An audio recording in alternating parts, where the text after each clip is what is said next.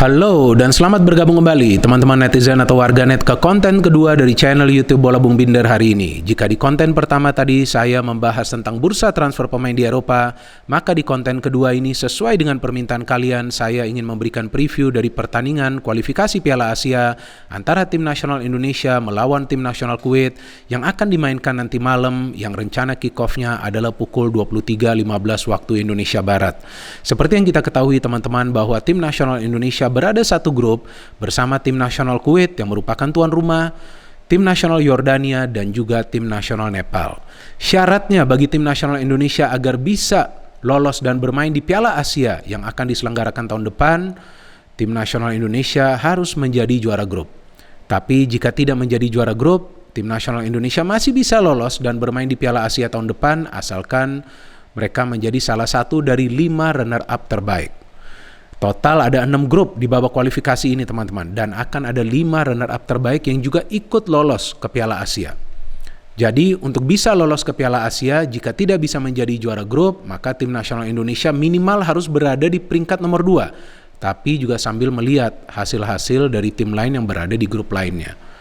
Artinya peluang kita untuk lolos itu ada, dan kalau menurut saya secara persentase sementara ini adalah 50%. 50% itu jumlah persentase yang cukup lumayan teman-teman. Sisa 50%-nya itu bisa dicapai dengan kerja keras dan juga kerja cerdas. Jadi jangan hanya kerja keras, istilahnya berlari, ya, adu fisik, kemudian main agresif, tapi tidak bisa membongkar pertahanan tim lawan. Nah, artinya kita tidak akan bisa mendapatkan hasil yang positif. Jika kita bisa bermain mengandalkan tenaga dan juga otak, ya artinya pergerakan kaki akan sinkron dengan cara berpikir. Nah itu yang perlu dilakukan oleh para pemain dari tim nasional Indonesia. Memang gak gampang. Siapa yang mengatakan main bola itu gampang di level tertinggi? Gak ada yang gampang. Otak dan kaki itu harus connect. Dan yang paling penting selain itu harus tenang. Kalau gak tenang, ya istilah kerennya kan yang biasa sekarang dipakai, mainnya akan gerasa gerusuk. Tapi kalau tenang, ya kita bisa melihat nanti sistem permainan yang lebih rapi. Kita jangan berpikir dulu untuk bermain indah. Kita harus berpikir dulu untuk bermain secara rapi. Kalau taktiknya benar, secara otomatis para pemain tim lawan itu akan sulit untuk bisa menghadapi serangan kita dan juga sulit untuk bisa membongkar pertahanan kita. Tapi kalau taktiknya tidak sesuai, nah maka itu yang akan terjadi bahwa para pemain di atas lapangan pun akan kebingungan apa yang harus mereka lakukan untuk mengantisipasi serangan dari para pemain tim lawan dan juga untuk bisa membangun serangan ke arah pertahanan tim lawan. Artinya para pemain dari tim nasional Indonesia itu perlu punya pemahaman yang baik dari game plan Coach Sintayong. Dan yang sudah pasti mereka harus menjalin kerjasama yang rapi. Entah sudah 100 atau lebih dari 100 kali saya katakan tentang ini, bahwa kerjasama itu harus rapi. Karena sepak bola itu dimainkan bukan 1 lawan 1, tapi 11 lawan 11. Artinya sebagai satu unit, para pemain dari tim nasional Indonesia ini harus bersatu. Dan mereka harus paham kapan mereka itu harus melepaskan passing, kapan mereka harus menguasai bola lebih lama. Karena menguasai bola lebih lama itu juga bisa memancing para pemain dari tim lawan untuk keluar dari posisi mereka. Baru kemudian passing itu diberikan. Ya banyak yang menilai bahwa saya banyak bacot. Tapi saya banyak bacot ini berdasarkan pengalaman saya puluhan tahun sebagai pengamat. Berdasarkan pengalaman saya menonton ribuan pertandingan sepak bola di level profesional. Ya gak masalah sih kalau kalian juga tetap memberikan komentar-komentar yang negatif tentang saya. Tapi saya menjelaskan sesuai apa adanya. Ya karena saya gak bisa juga menyenangkan orang-orang atau pihak-pihak tertentu. Saya perlu memberikan ulasan sesuai dengan apa yang saya lihat. Maka itu ketika saya mengkritik tim nasional Indonesia, masih saja ada beberapa dari kalian yang tidak suka. Ketika saya memberikan pemahaman tentang permainan dari tim nasional Indonesia yang sudah mulai rapi, tetap saja kalian juga gak suka, mengatakan jangan memuji Bung. Ya susah juga, padahal saya mengatakan sesuai dengan apa yang saya lihat. Nah, saya jelaskan lagi nih bahwa secara individu, secara materi pemain, para pemain kita bagus. Gak ada yang salah dari para pemain kita. Maklok, Syahrian Abimanyu, Ricky Kambuaya, Witan Sulaiman, Irfan Jaya, Rafli, Dimas Derajat, Asnawi Mangku Alam, Pratama Arhan, Rizky Ridho, Farudin Arianto, Elkan Begat, Nadio, dan lain-lainnya. Gak ada yang salah dengan mereka. Tapi yang salah ketika mereka tidak bisa bekerja sama. Karena kalau mereka tidak bisa bekerja sama, bagaimana caranya mereka bisa memberikan tekanan kepada para pemain tim lawan. Karena tim-tim yang bermain di level tertinggi, ya let's say lah, level tertingginya sekarang ini kan untuk bisa lolos ke Piala Asia. Artinya sekarang sudah masuk ke level Asia kan, kita gak lagi lawan tim-tim dari kawasan Asia Tenggara. Ya kerjasamanya itu harus rapi. Tim-tim yang biasa bermain di level tertinggi itu mengandalkan kerjasama. Memang ada pemain bintang, tapi pemain bintang itu juga disupport oleh rekan-rekan yang lain. Jadi to make it simple, ya tim nasional Indonesia perlu mengandalkan kerjasama. Kerjasama itu juga sesuai dengan taktik. Jadi kalau taktiknya mau defend, ya defense-nya itu harus kolektif dan mengandalkan counter juga secara kolektif. Kalau maunya attack, ya attack-nya itu harus kolektif. Jangan sampai bermain individu, apalagi ketika mendekati pertahanan dari tim lawan. Bola itu harus diumpan. Pemain itu harus bergerak mencari free space. Ya seperti itulah tim-tim besar main.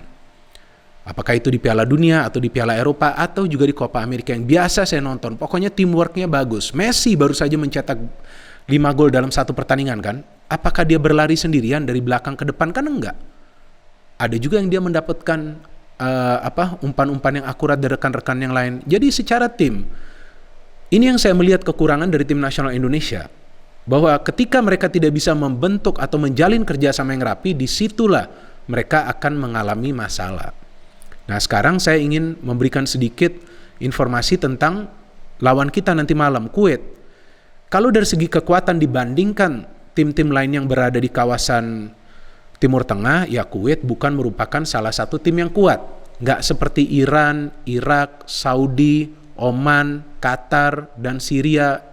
Ya tidak seperti mereka. Level permainan mereka masih di bawah tim-tim kuat lainnya.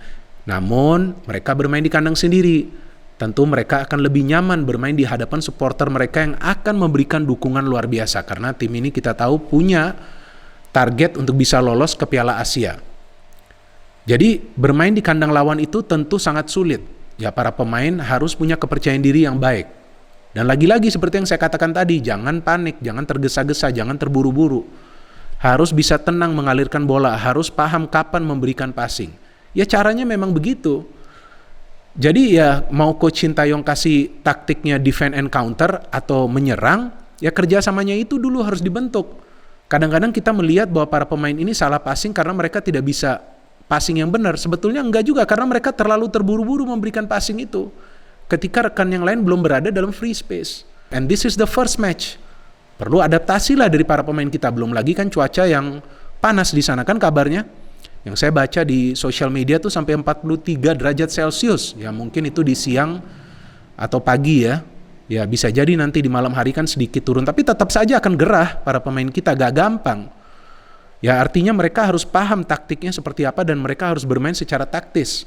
Kalau mereka main secara taktis, gak terburu-buru, yang penting coba bisa memancing para pemain tim lawan itu keluar, menyerang pada momen yang tepat, ya baru mereka bisa menyulitkan tim tuan rumah. Tapi kalau gak bisa main tenang, kerjasamanya gak ada, passingnya justru terburu-buru, direbut lagi oleh para pemain tim lawan, ya tentu mereka akan lebih banyak menciptakan peluang.